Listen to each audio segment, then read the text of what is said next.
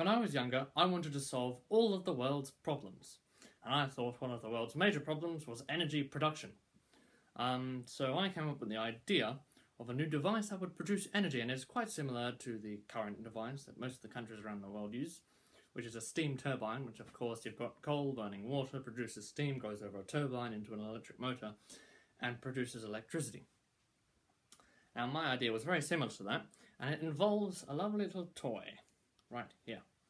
As you can see, it looks a bit like a sand hourglass, where you'd have the sand in here and you would flip it upside down and the sand would go through this little bit and that would be an hour.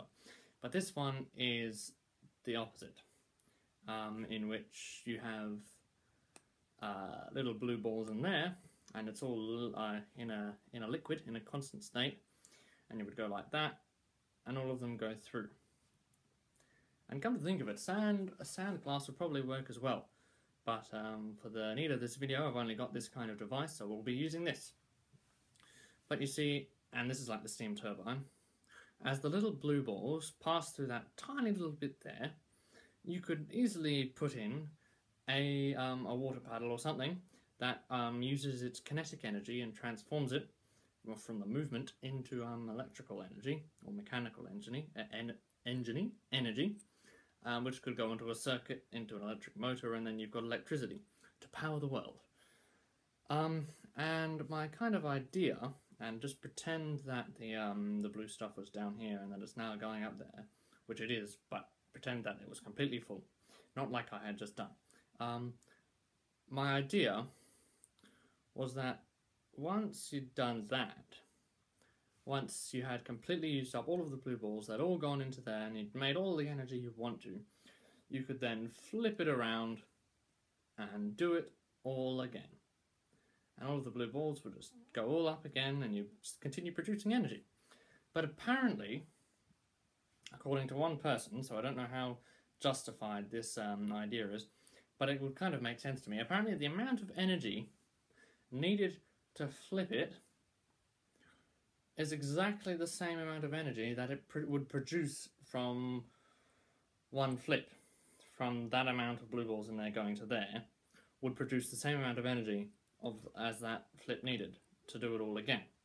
Which is a bit of a shame, because it would completely cancel out its complete production.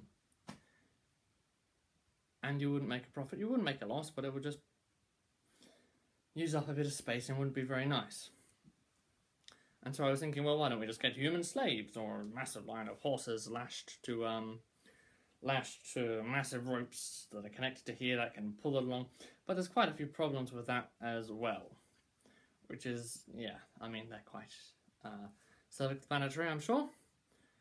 But there must be either the other problem I said before, and then perhaps there's another problem, or else you could expand these to maybe 1,000 times this size, and then you could have a whole warehouse full of hundreds of them, of the spinning behemoths with a little turbine in there producing energy to the world.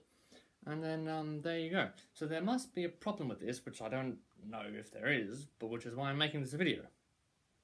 Viewers, if you are viewing this, please go out onto the web, or if there's, go out onto the web and have a look and do some research, and please comment below on why these things don't work in producing energy, because I think it would be quite a good idea. But I also think, or I also have another idea, that if it would be quite a good idea, then we would have already done it by now. And we'd already be using these things. So why aren't we using these things? Why aren't they being used to produce the energy that we need to live our lives? That is the question I want to ask.